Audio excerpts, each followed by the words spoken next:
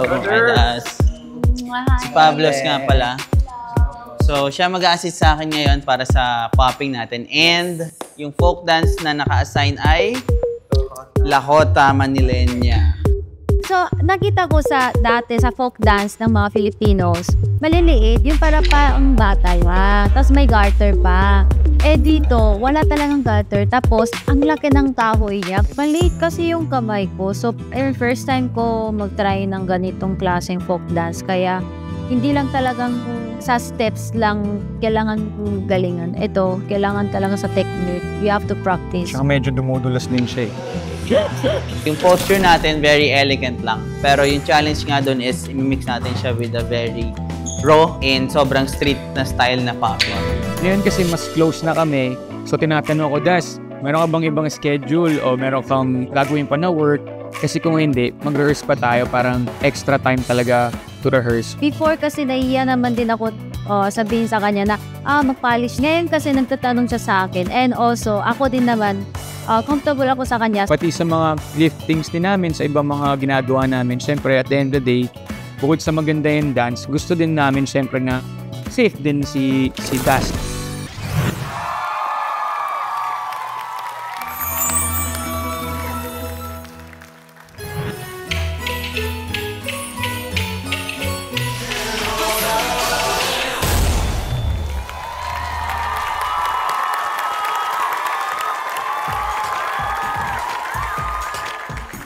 Jajakni, 안녕하세요.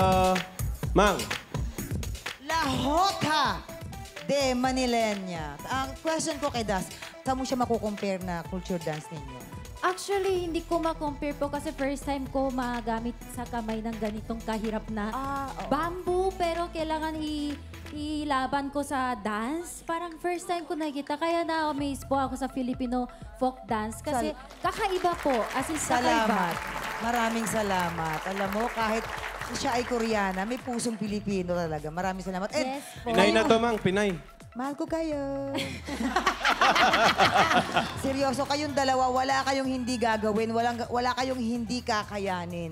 Na kahit anong ihain sa inyo, ibabalik nyo naman talaga ng, eto, buong lutong-luto. Galing, talaga. Thank you, Mang. Maraming salamat. Coach Jay. Nagulat talaga ako kay Rojun. Feeling ko, 40 mo tong popping. Yes, Coach. Kasi ang lutong eh. Tayo dito. Ito kasing popping, hindi kailangan na sobrang lawak ng galaw mo. So kumbaga, hindi dahil simple lang yung movement na nakikita ng ibang tao is hindi siya walang effort na nilalagay doon. Kumbaga, minsan, kung ano pa yung mas maliliit, yun pa yung mas kailangan ng effort kasi kailangan siyang i-control. Lalo na yung popping. So, sobrang na-appreciate ko yung performance niya ngayon. Kasi yung discipline, yun yung nakita ko. So, namangha ako. And then, napansin ko na forte ito ni Rojun. Palong-palo, Thank you, Coach. Jay. Gusto ko lang din mag-thank you kay Coach Dun. Thank you so much. Yan. Alam mo si Dasuri, simula umpisa hanggang ngayon, nakikita mo talaga kung paano niya nilayakap yung pagkapinay niya. Thank you po. Maraming salamat po. Oo, kita mo na. Sana naintindihan niya ako, ha? Fluent. Kasi pag kayong dalawa yung nagsasayaw, madalas si Dasuri yung palaging nandun yung mata ko. But this time, Rojud, sa'yo ko nakatingin the whole time. So sabi ko kay Coach Jay, eto na yun. Kasi nakita ko kung gaano mo in-enjoy, kung gaano ka kahusay, kung gaano mo hinataw.